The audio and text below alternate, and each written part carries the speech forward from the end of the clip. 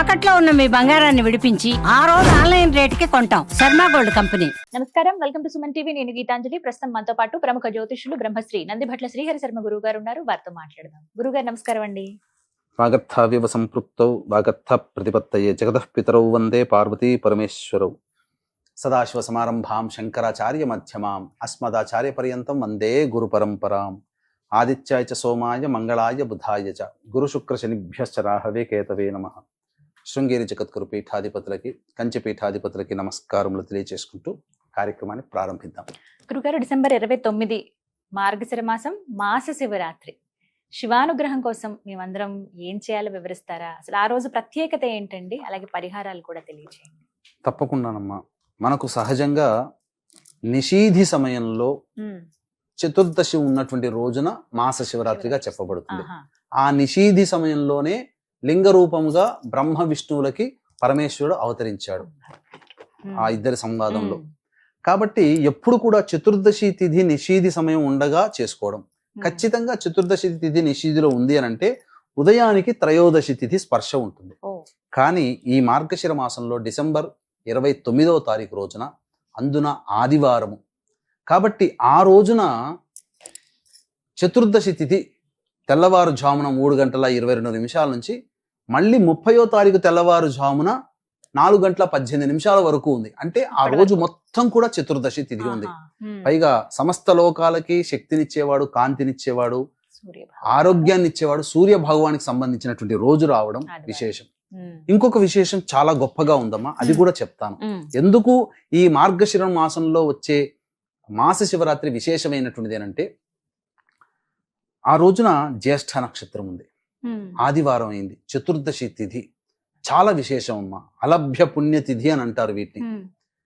అందుకనే ఆ రోజున ఖచ్చితంగా కొన్ని నియమాలు ప్రతి మానవుడు కూడా పాటించాలి. ఏమా నియమాలంటే సూర్యోదయానికంటే ముందే లేచి కాలకృత్యాదులు తీర్చుకొని ఉదయిస్తున్నటువంటి సూర్యుడికి నమస్కారం చేసుకొని ఇలా నమస్కారం చేసుకొని సూర్యాష్టకం 6 సార్లు చేయాలి.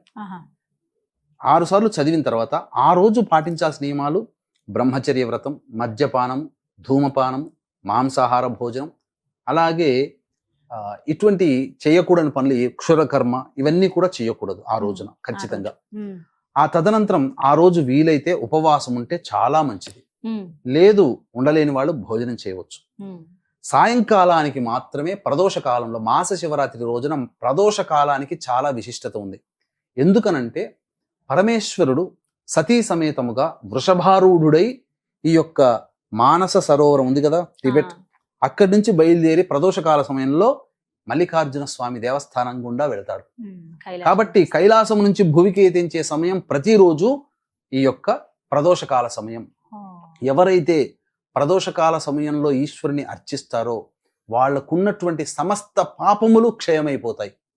అంటే పాపం చేయని దేవతల్లో కూడా పాపాలు చేశారు, కానీ దేవతలు కూడా ఇటువంటి పుణ్య సమయాల్లోనే అర్చించాల్సినటువంటి మూర్తులని అర్చించి వాళ్ళ పాపాన్ని పోగొట్టుకున్నారు. ఆ విధానాన్ని మనకు తెలియజేశారు పురాణాల అంతర్గతంగా, కొన్ని సూక్తుల అంతర్గతంగా. కాబట్టి మనము అత్యంత పుణ్యం చేసుకున్న వాళ్ళమేమో అనిపిస్తుంది. ఎందుకంటే మానవ లోకంలో ఇవన్నీ చేసుకోవడానికి వీలుగా ఉంది. సృష్టిలో ఒక మానవుడికి తప్ప ఏ ప్రాణికి కూడా ఇంతటి అవకాశం లేదు. కాబట్టి ఇటువంటి అవకాశాన్ని మనం వినియోగించుకోవాలి. ఎందుకంటేనమ్మా శివాజ్ఞ లేనిదే చీమైనా కుట్టదు. కాబట్టి ఈ 2024 సంవత్సరంలో వీక్షించేటువంటి ప్రేక్షకుల్లో పాపం ఎంతమంది కష్టాలు పడి ఉంటారో, ఎంతమంది బాధలు పడి ఉంటారో, ఎంతమంది సమస్యలు వచ్చి ఉంటాయో, వాటన్నిటికీ పరిష్కారం లేదా? ఇంకా భవిష్యత్ అంతా 2025, 24 అయిపోతుంది, 25లో కూడా ఇలాగే ఉంటుందా అని చెప్పి ఆలోచించే వాళ్ళు ఉంటారు. భగవంతుడి మీద నమ్మకాన్ని కోల్పోతుంటారు. కానీ ఎవరున్నా లేకపోయినా ఆ పరమేశ్వరుడు మనతో ఉన్నాడు. ఆ పరమేశ్వరుడు మన పక్కన ఉన్నంత వరకు మనల్ని ఇబ్బంది పెట్టే సమస్య అంటూ ఉండదని చెప్పడంలో ఏమాత్రం సందేహం లేదు. కాబట్టి ఆ రోజున చేసుకోగలిగినటువంటి పరిహారాలు, ముఖ్యంగా ప్రతిరోజు కూడా కొన్ని ప్రధానమైనటువంటి వివరాలు మీకు తెలియచేస్తాను మా ప్రేక్షకులకి. ఏంటనంటే ప్రతిరోజు కూడా ఒక రాహుకాలం ఉంటుంది కదా, కానీ ఈ 7 రోజుల్లో ఉండే రాహుకాలాలలో కంటే ఆదివారం నాడు వచ్చే రాహుకాలానికి అమోఘమైనటువంటి పుణ్యం ఉంటుంది. ఏ సమయానికి వస్తుంది? అది సాయంత్రం 4:30 నుంచి ఉజ్జాయింపుగా 4:30 నుంచి 6 గంటలు. అది ఏంటి సమయం అంటే అది శరభేశ్వర సమయంగా చెప్పబడి ఉంది. ఓ. అంటే హిరణ్యకశిపుని సంహరించడం కోసమే ఉద్భవించినటువంటి ఆ ఉగ్ర నరసింహమూర్తి ఉగ్రతత్వాన్ని తగ్గించుకోలేక ఆ ఉగ్రతత్వాన్ని చూసి భీతిలిన్నటువంటి సమస్త దేవ మానవ గణములన్నీ కూడాను పరమేశ్వరుని స్తుతిస్తే ఆ పరమేశ్వరుడు ఆయనతో సమానమైనటువంటి రూపాన్ని ధరించాడు. పక్షి రూపంలో, ఓ. అనగా పక్షి రూపాన్ని రెక్కలతో సహా, ఉమ్. అలాగే సింహము తలకాయ, ఈ విధంగా రూపాన్ని సంతరించి ఉమ్.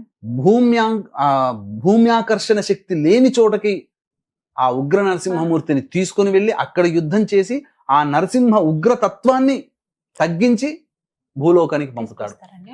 ఆ శరభేశ్వరుని యొక్క రెక్కలలోనే ప్రత్యంగిర ఉద్భవించింది. అమ్మవారు కూడా అలాగే ఆ, ఉంటారు అందుకని. అది. కాబట్టి అమ్మవారు, ప్రత్యంగిర అమ్మవారు అప్పుడు ఉద్భవించింది. అంటే ప్రత్యంగిరనే ఉద్భవించిన వాడైనటువంటి శరభేశ్వరుడు ఎంత గొప్పవాడో, ప్రత్యంగిర కంటే గొప్పవాడు. కాబట్టి ఆ శరభేశ్వర సమయము ఆ సాయంకాల ప్రదోష కాలంలో ఉండేటువంటి 4:30-6 కాలంలో. కాబట్టి వీలైనన్ని సార్లు ఆ ప్రదోష కాల సమయంలో దుర్గా అష్టోత్తరం వీలైన సార్లు చేయాలి. తరువాత ఆ ప్రదోష కాల సమయంలోనే శివాలయానికి చేరుకోవాలమ్మా. ఎందుకంటే 5:22 సూర్యాస్తమయం అవుతుంది. కాబట్టి ఆ 4 గంటల కల్లా శివాలయానికి చేరుకొని ఆ ప్రదోష కాల సమయంలో శివాభిషేకము, బయట శివలింగం ఉంటుంది, ఆ శివాభిషేకము చేయాలి. కలియుగే అన్నగత ప్రాణ. ఈశ్వరుడు మనకు ఇష్టమైన దాన్ని ఏదైతే ఆ ఈశ్వరునికి సమర్పిస్తామో ఆ పరమేశ్వరుడు సంతుష్టి పడతాడు. ఆయనకి ఇష్టమైంది కంటే మనకిష్టమైంది పెడితే ఎక్కువగా. ఎందుకనంటే మనం పెట్టాము అని అంటే దాన్ని వదులుకుంటున్నట్టు లెక్క. అంతే కదమ్మా. ఇప్పుడు మనం ఇక్కడ ఉంగరాన్ని నేను పెట్టుకున్నాను, ఇది నేను ఇష్టపడి పెట్టుకున్నాను అనుకుందాం. నా ఇష్టాన్ని తీసి ఆ పరమేశ్వరునికి ఇస్తే నా ఇష్టాన్ని అతనికి ఇచ్చినట్టే, అతనికి అర్పించినట్టే కదా. ఆ విధంగా కలియుగంలో మానవులకు ఇష్టమైంది ఏంటంటే, ఎవ్వడికైనా, భార్య పుత్రాదుల్లో ఎవ్వరికైనా, రక్త సంబంధికులకైనా ఎవ్వడికైనా వాడి ప్రాణం కంటే ఏది ఇష్టం లేదు. అంతే కదమ్మా. వాడి ప్రాణం వాడికి ఇష్టం. అమ్మాయికి అమ్మాయి ప్రాణం, అబ్బాయికి అబ్బాయి ప్రాణం ఇష్టం. ఇట్టి ప్రాణంతో సమానమైనటువంటిది ఏంటి? కలియుగే అన్నగత ప్రాణ. ప్రాణం పుట్టేదే అన్నంలోంచి. అన్నం తిన్న పురుషుడి యొక్క శరీరంలోంచి ఆ కణములు శుక్రకణంలోకి ప్రవేశించడం, తర్వాత ఫలదీకరణ, స్త్రీ గర్భంలోకి వెళ్ళిన తర్వాత ఫలదీకరణం చెంది గర్భధారణ జరిగి శిశువు బయటికి రావడం. అంటే శిశువు జన్మకి కారణం అన్నం రూపంలో వస్తుంది. కాబట్టి అట్టి అన్నాన్ని, గంజి వార్చినటువంటి అన్నాన్ని చక్కగా పూసలు పూసలుగా మల్లెపూలలాగా ఉంటుంది, గోరువెచ్చని అన్నము ఉంటుంది కదా, వాటితో శివాభిషేకము చేసుకొని ఆ తదనంతరం ఆ ఈశ్వరునికి అర్చన చేయాలి. వివిధ రకాలైనటువంటి అష్టదళ పద్మంలో 8 రకాల పుష్పాలతో అర్చన చేసినటువంటి మానవుడి యొక్క వైభోగము ఇంత అంత అని చెప్పడానికి ఇష్టం మనకు ఆ మాటలు చాలవట. అంతటి రోజు ఆ యొక్క మాస శివరాత్రి ఉన్నటువంటి డిసెంబర్ 29వ తారీఖు రోజున. కాబట్టి అంతకు ముందు రోజు పర్వదినాలు, తర్వాత రోజు పర్వదినం కూడా ఉంది. అంతకు ముందు రోజు శని త్రయోదశి, 28 శని త్రయోదశి, 29 మాస శివరాత్రి, 30వ తారీఖు సోమవతి అమావాస్య. కాబట్టి ఈ మన పీఠం ఆధ్వర్యంలో 28వ తారీఖు రోజున మధ్యాహ్నం 3 గంటలకి శనిదోష నివారణ, గత జన్మ కర్మదోష నివారణ హోమాలు పరిహెడ్ 1500కి చేయిస్తున్నాం. అలాగే సోమవతి అమావాస్య రోజున శత్రు నిర్మూలన, వివాహము, దాంపత్యము, ఆర్థిక సమస్యల నివారణ కోసం కమలాత్మిక, ప్రత్యంగిర, బగల, ధూమవతి హోమాలు చేయించడం పరిహెడ్ 1500కి. కాబట్టి అవకాశం ఉన్న వాళ్ళు కార్యక్రమ తదంతరం కాంటాక్ట్ చేసి మీ గోతనామాదులు నమోదు చేసుకోవచ్చు. మధ్యాహ్నం 3 గంటలకి స్టార్ట్ అవుతుంది, 1 గంట లోపల గోతనామాదులు నమోదు చేసుకోవచ్చు. ఇక విశేషం ఏంటంటే, ఆ రోజున అభిషేకం జరిపిన తర్వాత అర్చన కూడా చేస్తాం కదమ్మా. ఆ రోజున మాస శివరాత్రి కూడా అయింది. కాబట్టి వీలైనంతగా శివ అనుగ్రహం కోసం శివనామ స్మరణ ఆ రోజున చేయాలి. ఇదంతా కూడా సాయంత్రం 7 గంటల లోపల మీరు చేసుకోవచ్చు. ఆ యొక్క పరమేశ్వరునికి అభిషేకం చేసినటువంటి అన్నాన్ని నైవేద్యంగా పెట్టి నైవేద్యంగా మనం స్వీకరించవచ్చు, భక్తులకి పంచవచ్చు. ఇంకా వివిధ ద్రవ్యాలతో కూడా అభిషేకం చేయవచ్చునమ్మా ఆ రోజున. పండ్ల రసాలతో చేయొచ్చు, పంచామృతాలతో చేయొచ్చు, విభూతి కలిపిన నీటితో చేయొచ్చు, చెరుకు రసంతో చేయొచ్చు. అలాగే అర్చనలో కూడా 8 రకాల పుష్పాలు అనంటే గన్నేరు పూలు, మల్లెపూలు, చామంతి పూలు, కలువ పూలు, తామర పూలు, తర్వాత మారేడు దళాలు, నందివర్ధనం పూలు, ఇలా 8 రకాలైనటువంటి పుష్పాలతో అర్చన చేయవచ్చునమ్మా. చేసిన ఆ యొక్క శివానుగ్రహం కలిగిందనంటే ఇక ఆ యొక్క వ్యక్తికి జీవితంలో సమస్యలు అంటూ ఉండవు. కాబట్టి అవకాశం ఉన్న వాళ్ళు, ప్రతి సమస్య ఉంటుంది, ప్రతి దానికి కూడా శివానుగ్రహం కావాల్సిందే. శివాజ్ఞ లేనిదే చీమైన కుట్టదు. ఈ కార్యక్రమాన్ని మీరు చూడాలన్నా మేం చేయాలన్నా శివ అనుజ్ఞతోనే చేస్తున్నాం. కాబట్టి పైగా ఆ రోజున శివుడు ప్రసన్నుడై ఉంటాడమ్మా. అంటే శివుని యొక్క స్థితి, ఏ రోజు అభిషేకం చేయాలని చెప్పి శివుని యొక్క స్థితి ఉంటుంది, ఒక లెక్క ఉంటుంది. అది భవిష్యత్తులో మనం ఒక చక్కటి వీడియో చేద్దాం. అంతకు ముందు శివ ప్రదక్షిణ గురించి చేశాము. అలాగే శివుడు ఏ స్థితిలో ఉండగా అభిషేకం చేస్తే, పూజ చేస్తే శివుడు ప్రసన్నత తొందరగా కలుగుతుంది అనేటువంటిది కూడా నియమం ఉంది మనకు. ఆ నియమాన్ని కూడా మనం తప్పకుండా చేద్దాము. ఆ విధంగా ఆ రోజున ఆ నియమాన్ని అనుసరించి ఆ రోజున శివుడు ప్రసన్నుడుగా ఉంటాడు. కాబట్టి ఖచ్చితంగా వీక్షించేటువంటి సుమన్ టీవీ ప్రేక్షకులు ఎల్లరూ కూడా ఈ నియమాన్ని పాటించండి, ఈ అభిషేకాన్ని ఈ విధంగా చేసుకోండి. ప్రతి సమస్యకి పరిష్కారాలు మానవ పరిహారం, దైవ పరిహారం. మానవ పరిహారంగా ఇప్పుడు మీకు చెప్పినవి దేవాలయంలో మీరు చేసుకోగలిగేటివి, దైవ పరిహారంగా పీఠమాధ్వర్యంలో శని త్రయోదశి, సోమవతి అమావాస్య రోజున జరిగేటువంటి కార్యక్రమాల్లో నమోదు చేసుకోవచ్చు. ఈ విధంగా మాస శివరాత్రి డిసెంబర్ 29 3 రోజులు చక్కగా విశేషమైనవి వచ్చాయి కాబట్టి ఏ రోజు వదలకుండా చక్కగా పూజ చేసుకోవటం. అంతేకాకుండా ఆ రోజునమ్మ జ్యేష్ఠ నక్షత్రం ఉంది.